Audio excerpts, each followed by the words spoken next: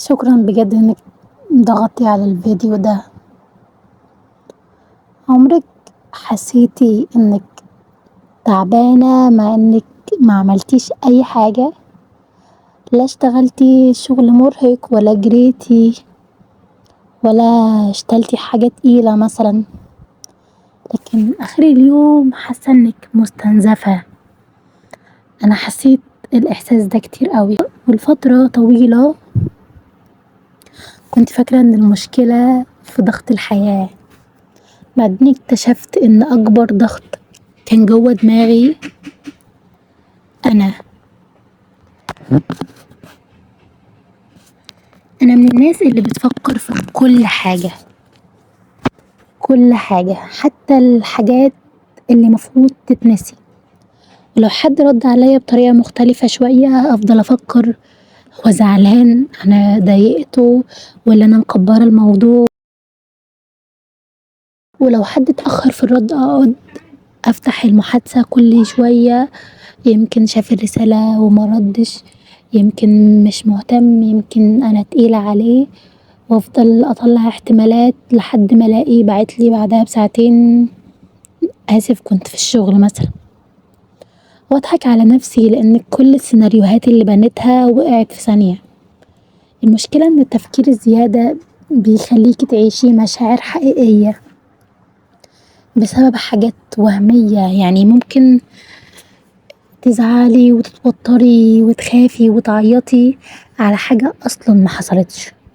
واوقات كتيرة بكون ماشية في الشارع وفجأة افتكر موقف قديم جدا، موقف يمكن من المدرسة، وافضل اقول يا ليه قلت الكلمة دي، اكيد شكلي كان وحش، اكيد الناس ضحكت عليا. الغريب ان الناس دي غالبا نسيت الموقف بعدها ب5 دقايق، بس انا لسه شايلة الموقف ده من سنين. في مرة سألت نفسي ليه انا بعمل في نفسي كده، ليه بعاقب نفسي على كل غلطة، وليه لازم اراجع كل كلمة خرجت مني. واكتشفت ان التفكير الزيادة بيخلينا نحاول نسيطر على حاجة مستحيل نسيطر عليها. الماضي والمستقبل، الماضي خلص والمستقبل لسه مجاش، لكن انا كنت عايشة بينهم وسايبة الحاضر لوحده. حتى لما اكون مبسوطة دماغي تعرف تبوظ اللحظة، اكون خارجة مع صحابي وفجأة افكر يا ترى بكرة هيحصل ايه، يا ترى القرار اللي خدته صح، يا ترى بعد سنة هكون فين بدل ما اعيش اليوم.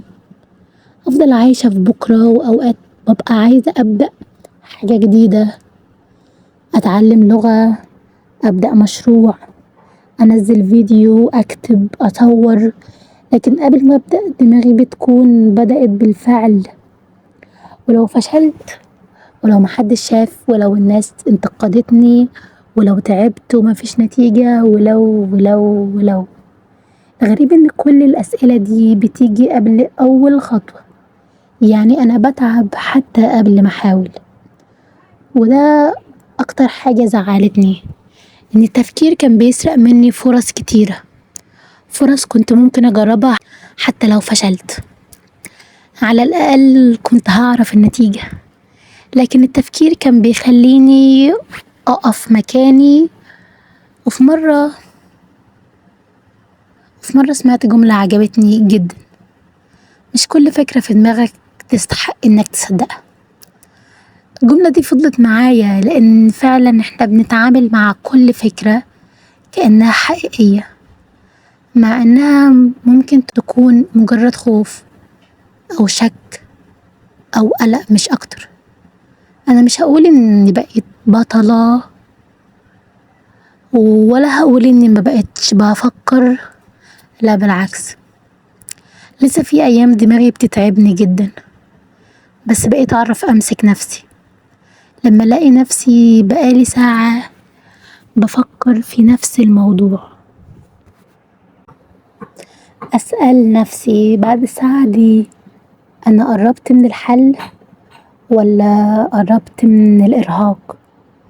ولو الاجابة اني مرهقة، بعرف ان الوقت جه ان اقفل الملف ده، مش لان المشكلة اتحلت، لكن لاني محتاجة فعلا اني ارتاح. بدأت أتعلم إن في حاجة لازم أسيبها تمشي، لازم. في ناس مش هيفسروا تصرفاتهم، وفي أسئلة هتفضل من غير إجابة، وده مش معناه إن فيا حاجة غلط، ده معناه إن دي الحياة. مش كل حاجة فيها واضحة، مش كل حاجة محتاجة تفسير.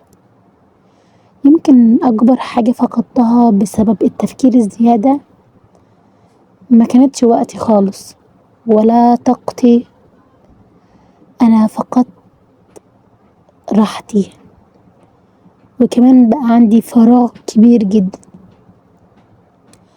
والراحة دي بدأت ترجع بالتدريج لما بطلت أدي لكل فكرة مساحة أكبر من حجمها، ولما اقتنعت إن ساعات أذكى قرار ممكن أخده إن أسيب دماغي تسكت شوية، لأن الحياة مش محتاجة إننا نفهم كل حاجة، هي محتاجة إننا نعيشها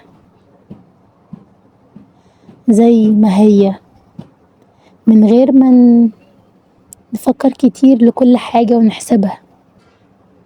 ممكن تكون أبسط بكتير.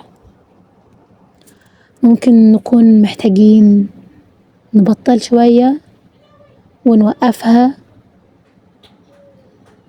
عن التفكير علشان نقدر نكمل حياتنا. ولو وصلتي لحد هنا فأتمنى أكون قدرت أفيدك بأي حاجة، وأتمنى كل حاجة تكون كويسة.